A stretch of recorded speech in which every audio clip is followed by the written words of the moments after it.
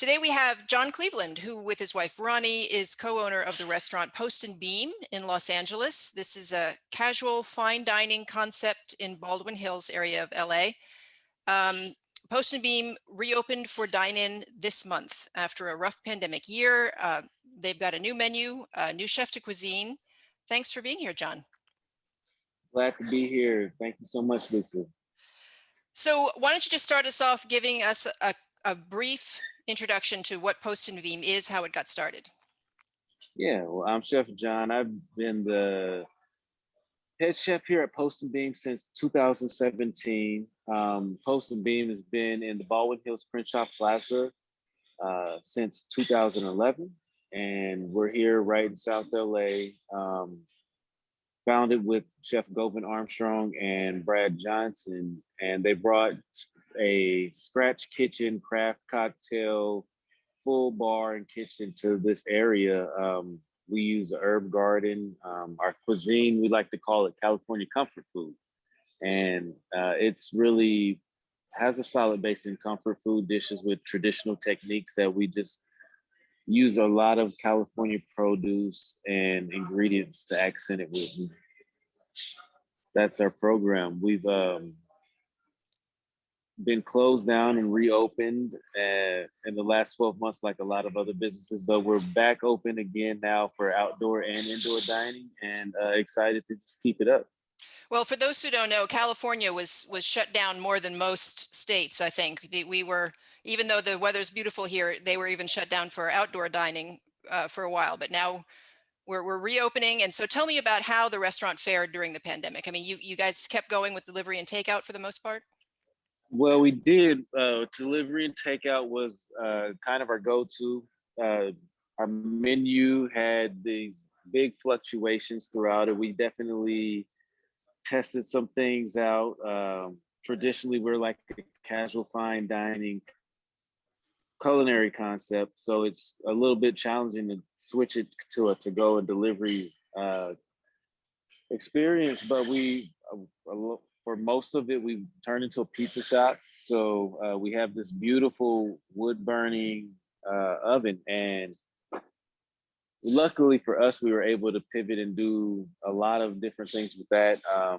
Turned into a pizza shop. We did a big push in senior meals, which we were very fortunate to catch on early on, I think in April of last year. With our council member and our local city governments, we were able to get in with a lot of different senior meal programs, and we kept it up until this past week. I think we did our last delivery, but we're delivering 600 plus meals a week.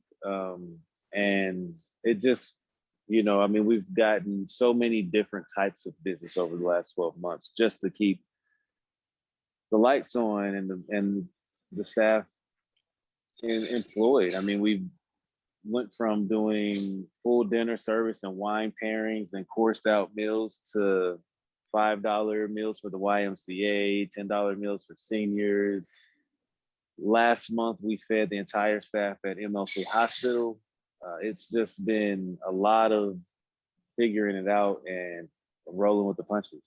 And you actually put in a takeout window, didn't you? You opened up a wall to the patio? Yes. Yeah, we pretty much demolished our dining room to make all of this work, and we took all of our dishware out. We took the tables out. We reshelved the whole dining room, turned it into a packaging station, blew out a window on at our bar, made a takeout window so you could walk up, pick up. I mean, we tried a lot different stuff. Well, tell me now what you've done to prepare for the reopenings. It looks like you've done some work on the patio, and it's gorgeous. You've got a lovely patio out there that's enclosed and that feels very secluded, which is really nice. And you put in a stage, it looks like. Yeah, we have a small stage, which we originally built to host small, intimate, 3 quartets and whatnot for live musical performances.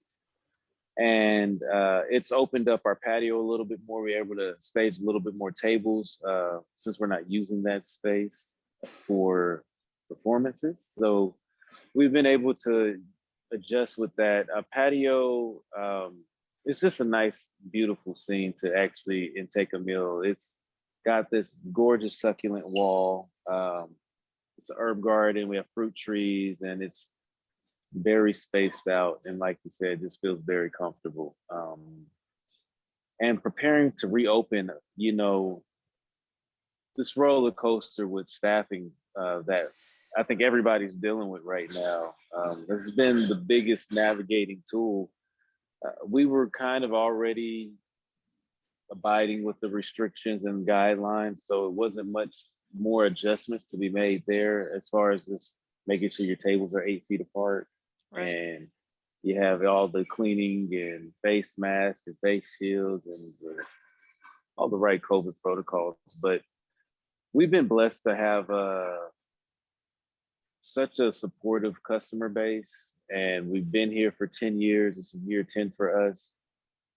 We have a pretty dedicated following, and you know, we were lucky to really catch the eye of some talented cooks to be able to start reopening. We're still searching for talented cooks. We are definitely in need of a couple more pieces, but we were able to bring back enough of our staff to really begin this reopening and do it in a what we feel is like a good fashion. You know, we're pulling it off. Well, and did you do anything to bring those people back? I mean, we're hearing so many stories about folks that are having trouble with hiring, that they're just people aren't coming back to the industry because of fears of COVID and, you know, the way people have been treated by some who don't believe in it and that sort of thing. I mean, there's a lot there. It's a lot of reasons that have kept people from coming back. But how have you combated that? How have you brought them back in? We used to be able to post a job and you know get applicants and pick the best out of what was we were getting, and it's weird because we've even invested more in job boards and job postings and are getting less feedback, less positive results. The staff that we have now is all word of mouth hires. Like we didn't get anybody from a job board or anything, not Indeed or Wow. LinkedIn. All of our hires are former staff, employees, and people that we've connected with within the industry. We brought on Chef Martin, who I mean is amazing, and we've been talking about working together, and we were just becoming friends over the last 12 months, and it just worked out to where he was available, and we're so happy to be working together now. And you know, we brought on a couple people from just past work, like we used to work together, and they were looking for work, and we're hiring or recommended from a friend to come by. And that's you know, our service staff brought in a couple people. We have a couple brother sister combos working here. You know, Oh, it's yeah. just it's a real family. It's real tight, and that's how we've been able to make it work. You know, without that, I don't know where we would be. I don't know how we'd be picking up staff. Yeah. Well, what's your outlook though? Do you feel like this is going to change? Is this a matter of, you know, people getting the vaccine for one? You know, what will make a difference in terms of making people You available? know, I think the restaurant industry kind of got a bad rap as employers over the past 12 months. And what I've seen is a lot of people more hesitant to work in a restaurant. They've been able to figure out other forms of income over the last 12 months. And they're looking to try new things. They're working out different angles. Some of them are still on unemployment and don't think it's safe to come back to work yet. Um, the vaccine, I think, is still an issue with safety. I don't see everybody take a you know a poll from my staff and my customers, and I still feel like it's a little 50-50 as far as who's vaccinated, who's not. A lot of people are planning on doing it, but haven't done it yet. You know, so Right. Well, they've just opened it up to people, you know, as young as 16. So really the under 55 crowd is only available now. I think it's hard to get appointments from what I hear, but that might explain yeah, part of it. Yeah.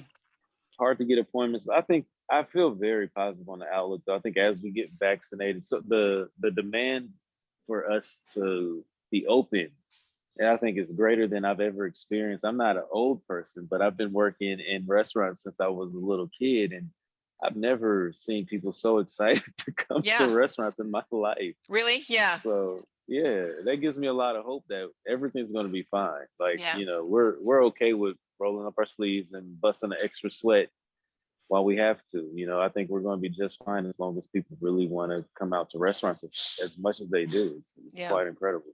That's great.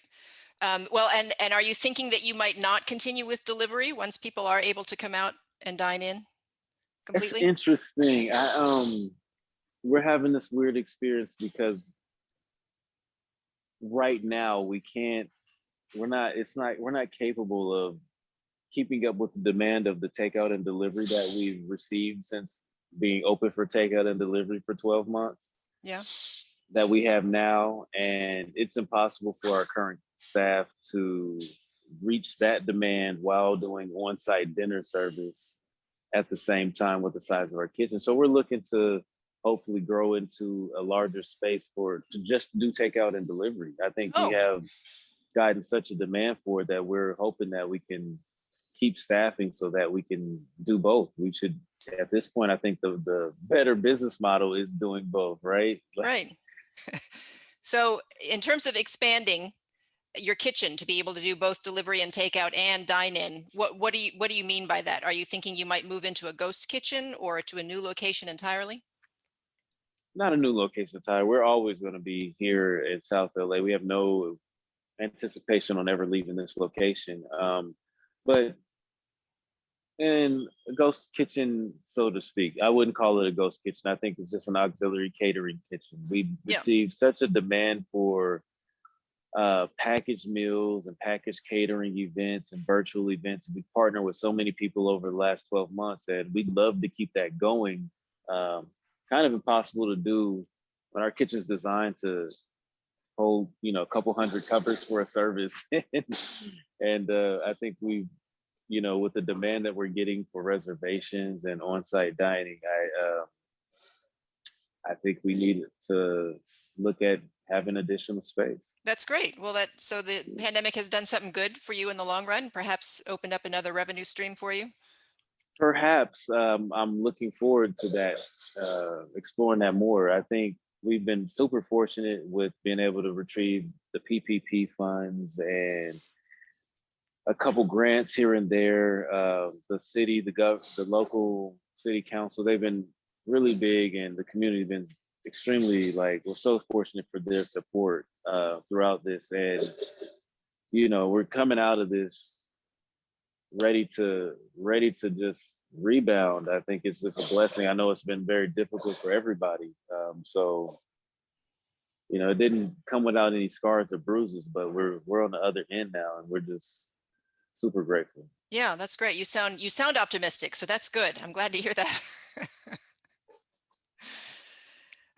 Okay, I think that's basically what I wanted to ask you about. Actually, I do want to ask you about, you said you took advantage of the PPP loans and a few of the grants, but now are you looking for the Restaurant Revitalization Fund grants as well? Is that something that you're planning on applying for, or? I was so excited when they announced that actually went through and the Congress had passed the bill. I was blown away because I was skeptical. I was like, "There's nobody's coming to help. Like Right. this is as much help as we're going to get." And I mean, it's absolutely necessary. I think everybody in the industry took such a loss. We went from, I mean, the amount of drops and dips and peaks in the revenue streams that happened over the past 12 months, it's impossible to really explain to somebody that doesn't operate a restaurant how your working capital works and your cash flow systems work, and the revenue streams have to be stable for it to work out. And it's absolutely necessary for our industry to recover. So I'm so thankful that the Independent Restaurant Coalition was able to get that through Congress. I'm just very grateful. Yeah. Happy to be a chef and restaurateur right now. I think the ones who stuck it out are going to benefit from it. So,